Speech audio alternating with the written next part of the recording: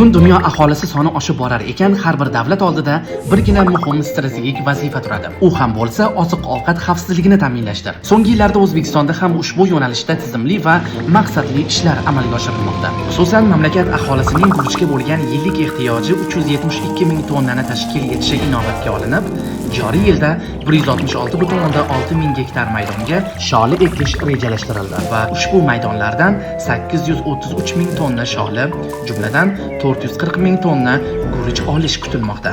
Bu esa ichki bozor talabini barqaror ta'minlashga xizmat qiladi.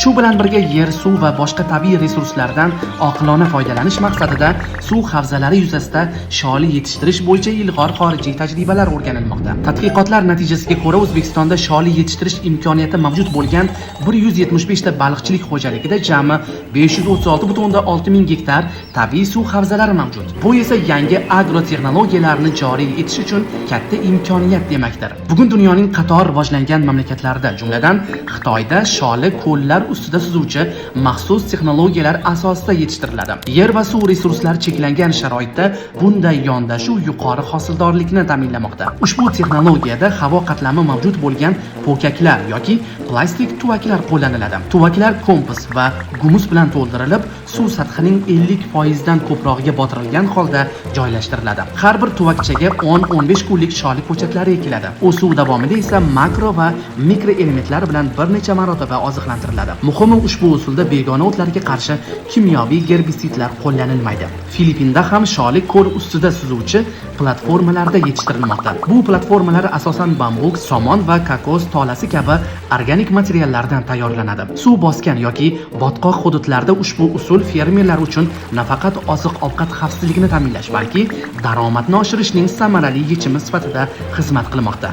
Vyetnamda esa bu yo'nalish yanada ilg'or yondashuvlar asosida rivojlangan. Mekong deltasida sholi deyarli suv bilan birga yashaydi. Bu yerda mavsumiy toshqinlar muammo sifatida emas, balki tabiiy o'g'it manbai sifatida qabul qilinadi. Dehqonlar toshqin suvlarining dalalarga kirishiga yo'l qo'yib, tuproqni tabiiy ravishda boyitishga erishadi.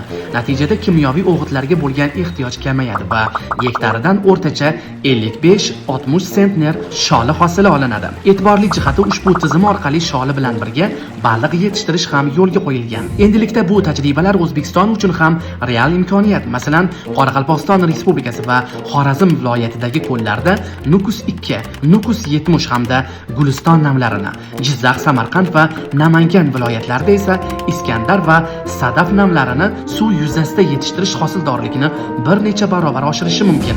Bu esa yer resurslariga bo'lgan bosimni kamaytiradi, suv tejamkorligini ta'minlaydi, importga bo'lgan bog'liqlikni pasaytiradi. Fermer va baliqchilar daromadini oshiradi hamda ekologik toza mahsulot yetishtirish imkonini beradi. Shu bois kelgusida turli hududlarda ilmiy-amaliy tadqiqotlar o'tkazish, suv yuzasida sholi yetishtirish bo'yicha agrotexnologiyalarni ishlab chiqish, tajriba asosida qo'llanma va amaliy tavsiyalar tayyorlab joylarga yetkazish, shuningdek o'quv-amaliy seminarlar tashkil etish rejalashtirilmoqda. Ko'llarda sholi yetishtirish bu shunchaki yangi agrotexnologiya emas, bu oziq-ovqat xavfsizligi, barqaror iqtisodiy o'sish va tabiat bilan uyg'un rivojlanishning strategik yo'lidir.